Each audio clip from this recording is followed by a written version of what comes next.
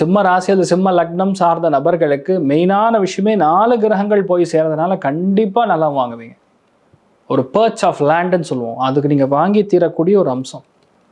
Medicine படிக்கிற குழந்தைகளுக்கெல்லாம் சூப்பரான டைமிங். ஏன்னா படிப்பில் தடை கொடுக்கும், எக்ஸாமில் கொஞ்சம் கம்மி மார்க் வரும்.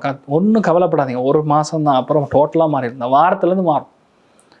அந்த டைமில் மெயினாக என்ன பண்ணலாம், லேண்டு வாங்கலாம், லீஸுக்கு ஒரு இடத்த கரையம் பண்ணலாம், லீஸுக்கு ஒரு வண்டியை தான் வாங்கலாம். முக்கியமான விஷயத்த ஆரம்பிச்சோன்னா அது சக்ஸஸ் கொடுக்கும். டாக்குமெண்டல் ரீதியான பிரச்சனைகள் நம்ம போய் உட்காந்து பேசி ஆர்பிட்ரேட் பண்ணி ஜெயிக்கிற மாதிரி வரும்.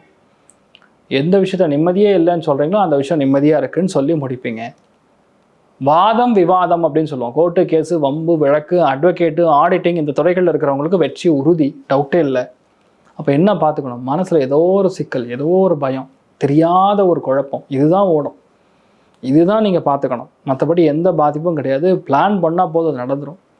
பெரிய சந்தோஷத்தை பார்க்கக்கூடிய நல்ல நாளாக, நல்ல வாரமாக இந்த வாரம் இருக்க போகுதுன்னு சொல்லலாம்.